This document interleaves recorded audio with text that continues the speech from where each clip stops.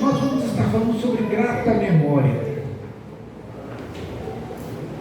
Lá na nossa casa a gente tem o hábito de criar memórias afetivas.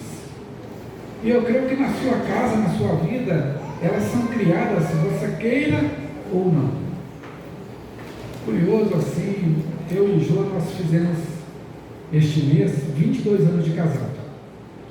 E uma das práticas que a gente tem adotado no decurso desses anos, por diversas vezes a gente assiste nosso DVD. Você lembra do DVD, irmão? Nosso DVD de casamento. Era uma fita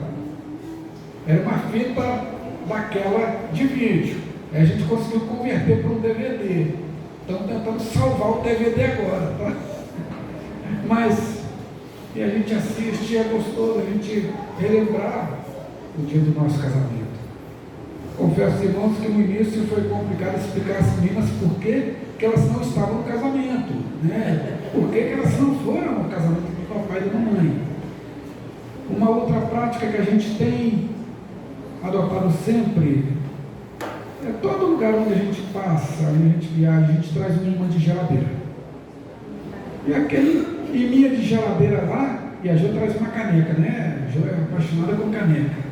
E aquele imã de geladeira e aquela caneca, quando a gente olha para aqueles objetos, eles trazem algumas recordações preciosas e importantes para nós. E eu tenho certeza que, enquanto eu estou falando aqui, seu pensamento foi lá na sua casa e você lembrou de um objeto que te traz boas recordações. Não é verdade? E nós queremos nesta noite compartilhar um texto. Você vai olhar e falar assim, não tem nada a ver. Abra sua Bíblia aí em Lucas 5, 17 a 26. Aparentemente esse texto não tem nada a ver com aquilo que até agora nós conversamos aqui. Lucas 5, 17 a 26.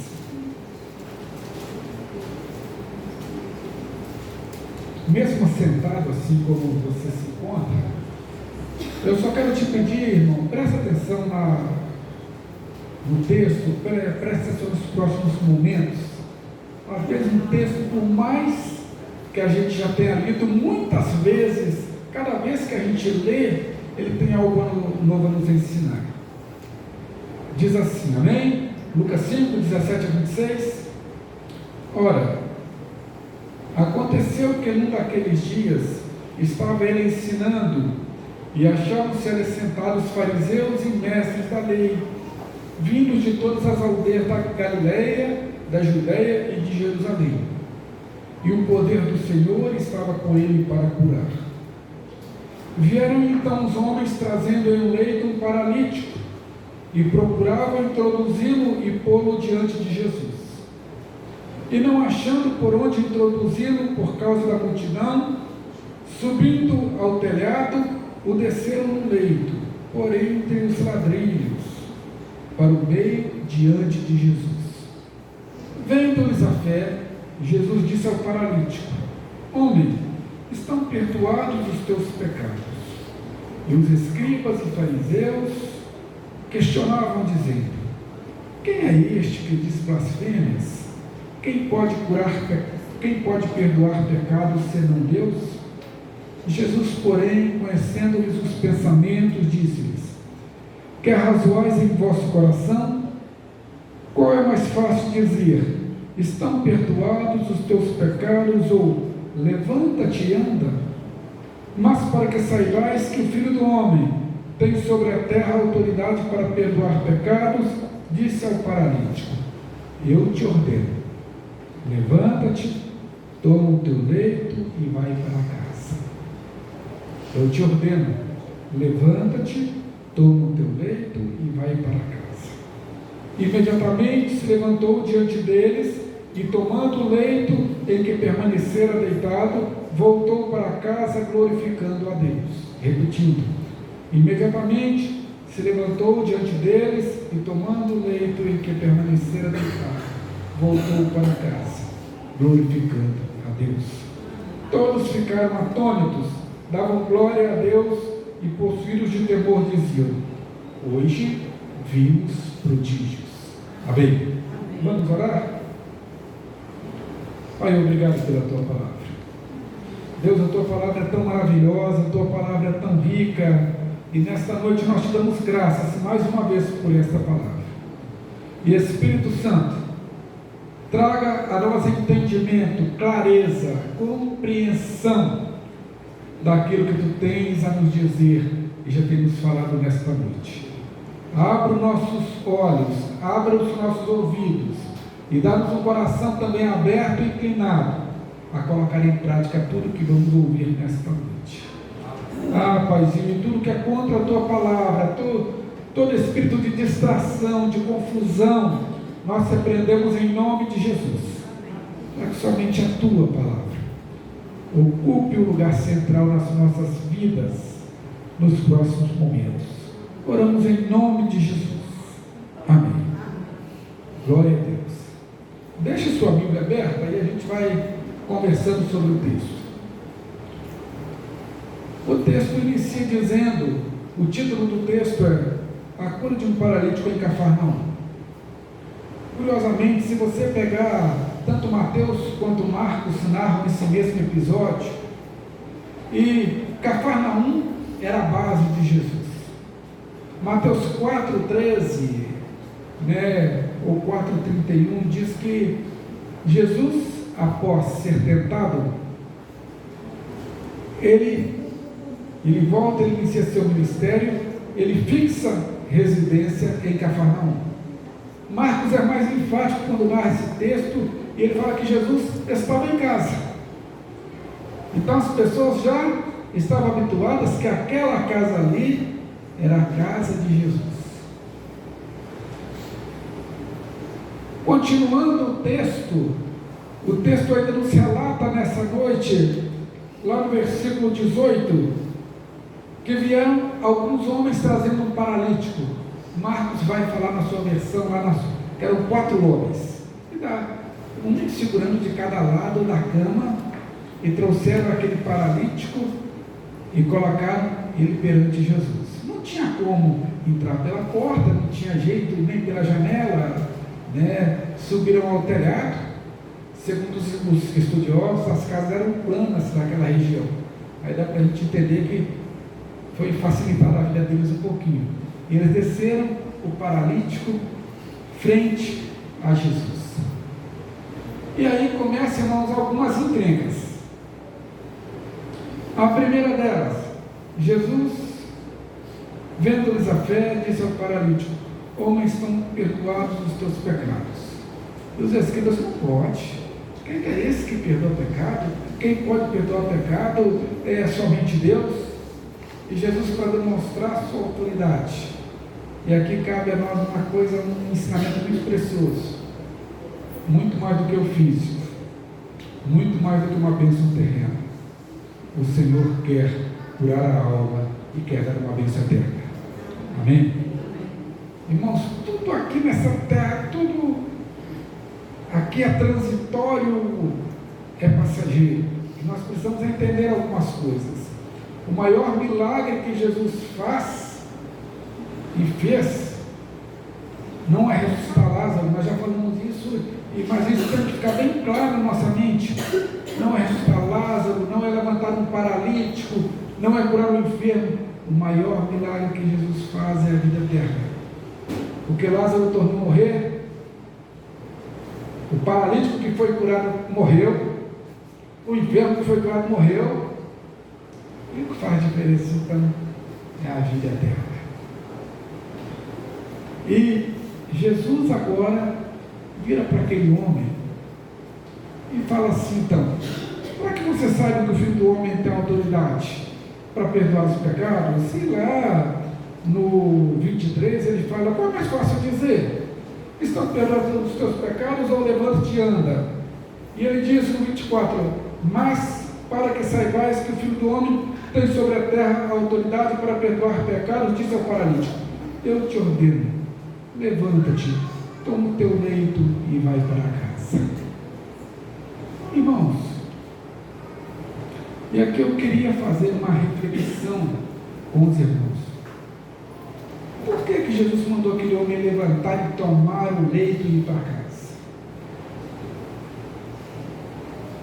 Por que Jesus virou e falou assim: olha, levanta daí, pega o leito e vai para casa? Curioso, irmãos, a Bíblia não relata isso, mas eu fico imaginando alguns motivos pelos quais Jesus mandou aquele moço levantar, tomar o leito e ir para casa. E o versículo 25 diz que imediatamente ele levantou e fez o quê? Pegou o leito e fez mais o quê? E foi para casa. Primeira coisa que nós precisamos entender é que aquele leito não trazia boas recordações àquele homem. Aquele leito em que ele estava deitado não trazia àquele moço boas lembranças. Sabe aquelas lembranças que tem na vida da gente, aqueles fatos que a gente tem vontade de apagar? Sabe aqueles acontecimentos pelos quais nós passamos, que se tivesse uma máquina do tempo, a gente voltava lá e apagava? Aquele leito significava desprezo para aquilo. Se você caminhar na sua Bíblia, você vai ver várias referências a isso. João capítulo 9 é uma delas. As pessoas criam que quem tinha alguma enfermidade estava sendo castigada por Deus por algum pecado. João 9, se você abrir aí os primeiros versículos, um dia já vai Jesus e os discípulos pelo caminho, eles veem um cego de nascença, e os discípulos falam assim: Senhor, foi ele ou foi os pais dele que pecou para que ele nascesse cego? Então, primeira coisa, doença. E até muita gente hoje em dia acha que doença é causada pecado, né? Deus está castigando, Deus está punindo. Ô irmãos, nós precisamos entender que tem algumas doenças que são frutos do pecado, mas boa parte delas não é fruto do pecado. Isso tem que estar claro na nossa mente. Isso nós precisamos entender essas situações. E Jesus ensina isso aos discípulos quando ele diz: não foi ele nem seus pais que pecaram, mas para que nele se manifestasse a glória de Deus. Além disso, desprezo. Aquele leito lembrava aquele homem também de imitação. Irmão, irmã, aquele homem, para sair de casa, ele tinha que ser carregado. Prova disso é o que o texto nos diz, que tiveram que juntar os amigos para levá-lo até Jesus. Terceiro ponto, aquele leito significava para aquele moço pobreza. Ele não podia trabalhar, ele não podia correr atrás do seu pão no dia a dia. Irmã, então por que Jesus está mandando ele pegar o leito e, em vez de jogar fora, levar o leito para casa? Aquele leito significava dor. Aquele leito, com certeza, só trazia memórias ruins daquele moço. E por que Jesus agora cura? Faz algo tão maravilhoso, vira para ele e fala assim: pega essa cama, carrega e leva para casa. Irmãos, eu entendo que muitas vezes Jesus chama nós e fala assim: Silvio, nunca esqueça de onde eu te tirei. Jordânia, nunca esqueça de onde eu te resgatei, onde que eu fui te buscar.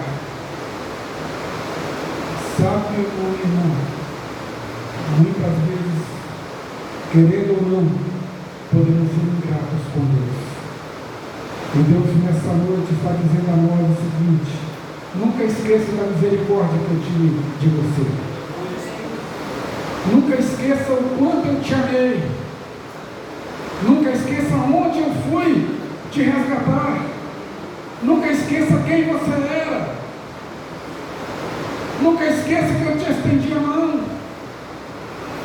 Irmãos e irmãs, e na nossa natureza humana, como nós somos dados a ser ingratos com o Senhor, a esquecer aquilo que um dia o Senhor fez por nós. Sabe?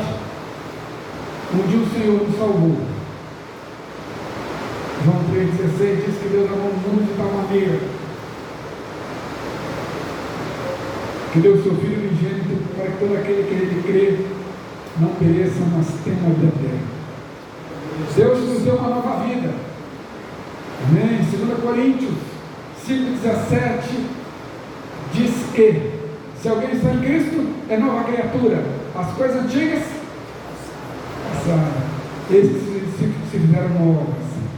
O Senhor perdoou os nossos pecados. O Senhor escreveu o nosso nome no livro da vida. O Senhor nos deu um novo sentido para viver. O Senhor fez de nós homens e mulheres novos, nos deu um novo nome. Irmãos, e além do que Ele fez por nós, algo que Ele faz em nós. Primeira coisa, o Senhor é nossa companhia fiel. João 14:23 diz, Jesus dizendo, se alguém me ama, guardará a minha palavra, meu Pai o amará, e viremos para Ele e faremos dele morada. Irmão, a nossa amargura foi substituída pelo amor. A nossa tristeza foi substituída pela paz, pela alegria. As nossas lutas internas e os nossos embrólios foram substituídos pela paz que só Jesus dá. A nossa irritação foi substituída pela paciência. A nossa rispidez pela amabilidade. A nossa maldade pela bondade. Na semana passada nós estudamos que a nossa inconstância foi substituída pela fidelidade nossa a Deus. Nessa semana nós vamos estudar que a nossa ira foi substituída pela mansidão. Na semana que vem nós veremos o Senhor nos deu domínio próprio. Mas sabe qual é o grande problema, irmão? Que às vezes a gente começa a acostumar com isso na nossa vida. E a gente começa a achar tão comum gozar da paz que Jesus dá, começa a achar a vida da gente tão boa, e a gente começa a deixar de lembrar de onde o Senhor tirou a gente.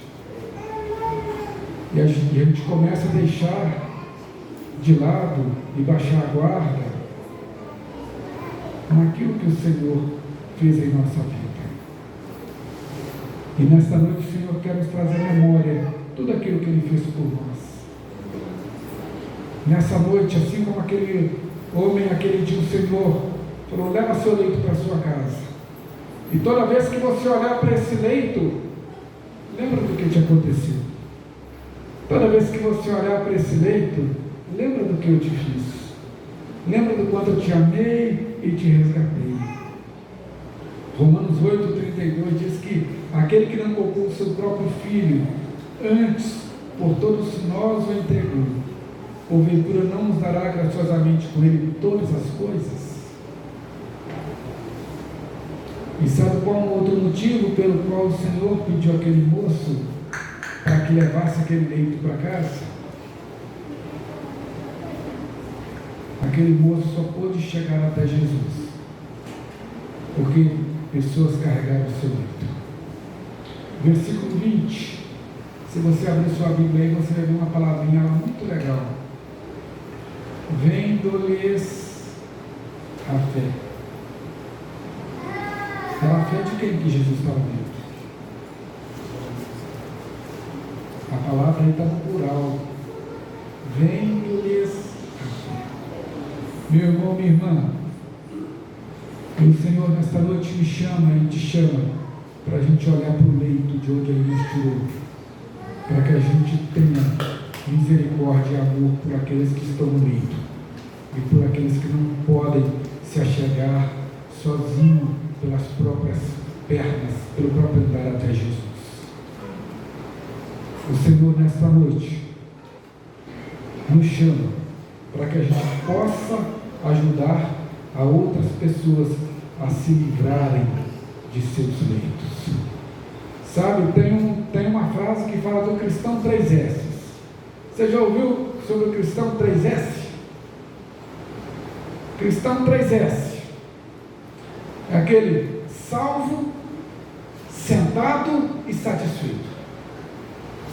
Salvo porque ele sabe que vai para o céu. Sentado porque não está fazendo nada. E satisfeito só esperando a volta de Jesus. E nesta noite, meu irmão e minha irmã, o Senhor nos chama a nos incomodarmos com aqueles que ainda estão no leito.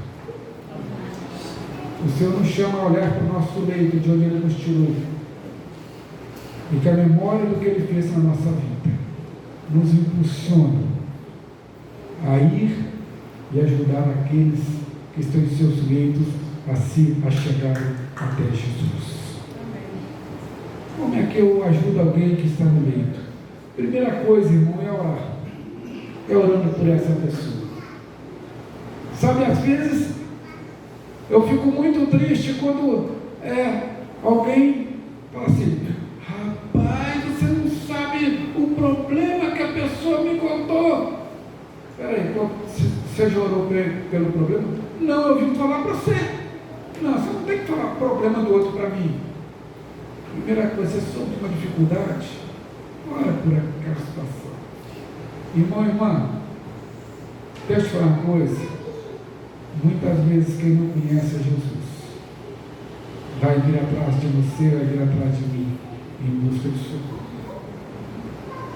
Só que muitas vezes ele não vai chegar para você e falar assim: aqui, bota a mão na minha cabeça aqui, me unge com óleo, ora por mim aqui. Muitas vezes ele vai chegar para você e contar uma luta que ele está passando. E o que ele espera de mim e de você, quando ele fala da dor dele, é ser ouvido e ser encaminhado a Jesus. Amém? A gente precisa ter essa sensibilidade. Quando alguém fala para nós da dificuldade dele, o que ele está esperando de nós é que a gente o ajude a carregar o seu leito. Segunda coisa, esteja atento às oportunidades para falar do que Deus fez na sua vida. Amém? Irmão, alguns de nós tem pouco tempo de caminhada cristã, outros têm mais tempo de caminhada cristã, mas todos nós lembramos direitinho do que Jesus fez por nós. Você se lembra do que Jesus fez por você? Você se lembra de quem você era antes de conhecer Jesus? Às vezes você nunca matou, às vezes você nunca usou uma droga, às vezes você nunca teve nenhum vício, mas de quanta coisa o Senhor livrou, quanta coisa o Senhor transformou na sua vida, como que o Senhor foi maravilhoso com você, como Ele tirou a amargura, como Ele tirou a falta de paz, como Ele tirou a tristeza, como Ele tirou a dúvida, como Ele tirou o medo. Nos encheu de segurança, nos encheu de alegria, de paz, nos deu a certeza da vida eterna. Irmãos, posso ajudar o outro, convidando ele para a célula. Posso convidar o outro, dispondo minha casa, disponibilizando para que na minha casa haja uma célula. Da agora até o final do ano nós vamos falar muito de célula. Nós precisamos, irmãos, nos atentar que este é um método através do qual Deus tem me chamado a evangelizar.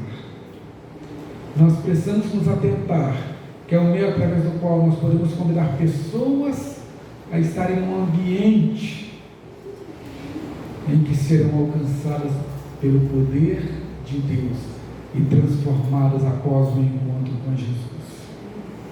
Amém? Se eu perguntasse se nós queremos viver sem Jesus, todos nós vamos falar que não. O que te trouxe aqui foi querer estar mais perto de Jesus. Que seja, meu irmão, minha irmã, nossa disposição em levar as pessoas para próximo de Jesus. Encerrando, caminhando já para o termo, não falei que ia chegar no máximo 2h30. Jesus manda aquele moço pegar o leito e ir para casa. Curioso, né? assim, eu me lembro desse episódio, me lembro do Gadareno, onde é o primeiro lugar que Jesus mandou a pessoa ir, e depois do milagre é para casa.